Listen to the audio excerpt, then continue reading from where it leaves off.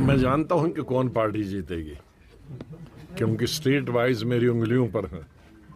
लेकिन अच्छा नहीं लगता कि मैं न्यूट्रल पार्टी हूं, मैं ना राइट साइड हूं, मैं ना लेफ्ट साइड हूं, मैं सेंटर में हूं। जो भी उम्मीदवार जीत के आएगा जिस पार्टी का, उसको भी तसल्ली होगी और उसको भी जिम्मेदारी होगी कि मुझे लोगों ने चुना है। ये बहुत ही अच्छा है। मैंने तो कल सुबह ही अनंतनाग में जब मीटिंग थी तो उसमें कहा था कि मैं तवक्का करता हूं कि नॉर्थ कश्मीर में 60 to 70% वोटिंग हो जाए, और मैं ऐसी ही उम्मीद करता हूं कि अब साउथ कश्मीर में बिलखा खुसूस 70-80% पोलिंग हो जाए, चाहे कोई भी उम्मीदवार जीत जाए, लेकिन उसमें लोगों को भी तसल्ली होगी और जो भी उम्मीदवार जीत के आएगा जिस पार्टी का, उसको भी तसल्ली होगी और उसको भी जिम्मेदारी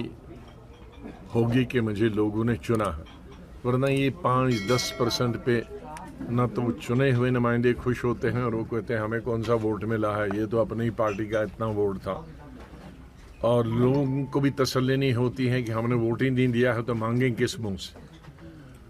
तो ज़्यादा वोटिंग होगी तो लोगों को भी ये हक से मांग सकते हैं कि हमने तुम्हें जिताया है, और जीता हुआ कैंडिडेट भी ये फ़र्ज समझता है कि उसे अपने फ़र्ज को निभाना हो।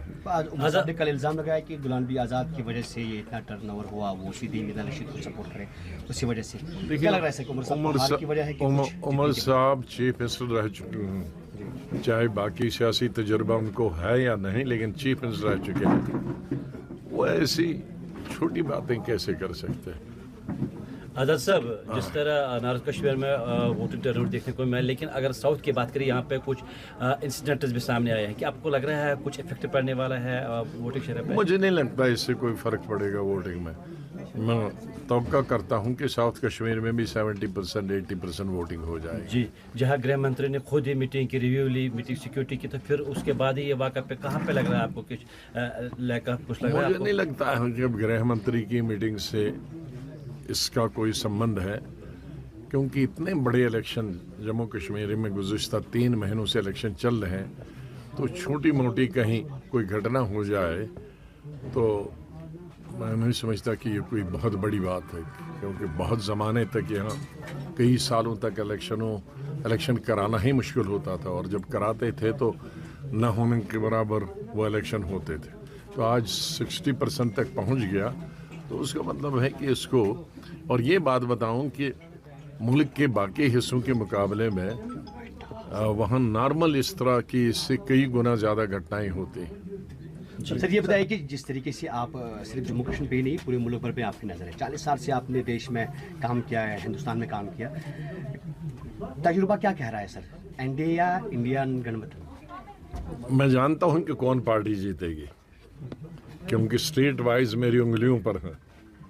लेकिन अच्छा नहीं लगता है कि इलेक्शन से पहले हम, क्योंकि मैं न्यूट्रल पार्टी हूं, मैं ना राइट साइड हूं, मैं ना लेफ्ट साइड हूं, मैं सेंटर में हूं, तो अच्छा नहीं लगता कि मुझे इलेक्शन से पहले कुछ कहूं। लेकिन मैं स्टेट वाइज एक आध सीट का फ़र्क हो सकता है, ये गिन के कह सकता हूं केरला से और कश्मीर तक किस पार्टी को कितने वोट आएंगे। फिर भी एनडीए जो दावा करता है 400 पार इस बार जाएंगे, वो तो मुश्किल है।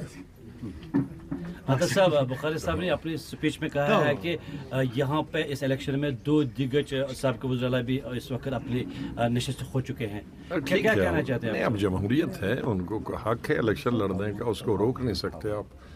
हिंदुस्तान में कई एक्स वज़ीर आला, एक्स यूनियन मिनिस्टर इलेक्शन लड़ रहे हैं, तो यहाँ भी उनको अपना हक है लड़ने का, उसमें कोई शक नहीं। अब किसको मेजॉरिटी कितनी आती है, मेजॉरिटी मुझे मालूम है किसको आएगी, लेकिन किसको कितनी आती है ये बहुत ज़रूरी है, और ये ज़रूरी उस पार्टी के लिए नहीं है, हिंदुस्तान के लिए भी ज़रूरत में है, प्रोग्रेस के लिए, डेवलपमेंट के लिए, स्टेबिलिटी के लिए जी ज़रूरी है। तो कुल मिलाकर क्या रुझान लग रहा है इस वक्त आपको?